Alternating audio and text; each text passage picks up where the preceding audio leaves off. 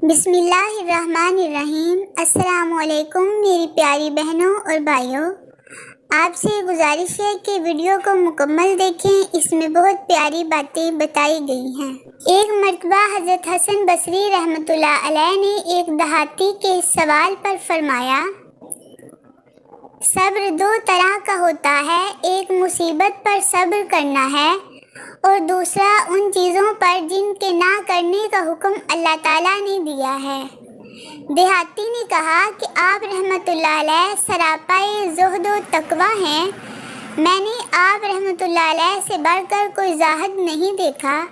حضرت حسن بصری نے اس کے جواب میں فرمایا، اے بندہ خدا، میرا زہد مرغوب چیزوں میں ہے اور میرا صبر بے قراری میں ہے۔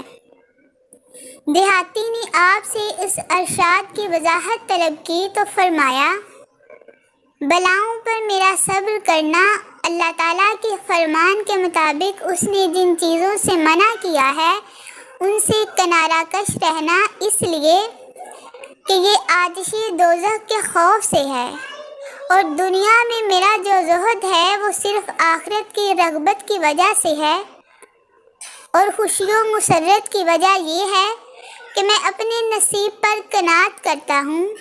یہ سب صحبت اخلاص کی علامت ہے۔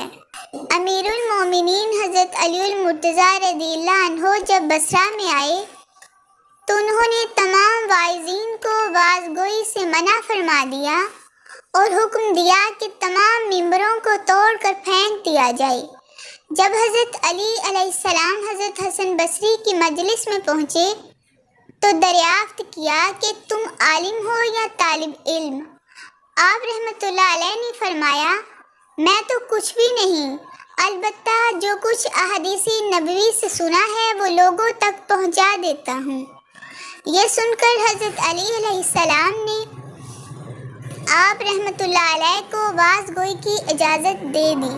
حضرت حسن بصری نے حضرت علی المرتضیٰ سے وضو کا طریقہ دریافت کیا تو حضرت علی نے آپ کو وضو کا طریقہ سمجھا دیا جو انہوں نے حضور نبی اکرم صلی اللہ علیہ وآلہ وسلم سے سیکھا تھا۔ میرے قابل احترام بھائیوں اور بہنوں، آپ سے گزارش ہے کہ اگر آپ نے میرے چینل کو سبسکرائب نہیں کیا تو سبسکرائب کر لیں، ویڈیو کو لائک کر دیں، ویڈیو کو شیئر کریں اور کمنٹ کر کے بتائیں کہ آپ کو میری ویڈیو کیسی لگی۔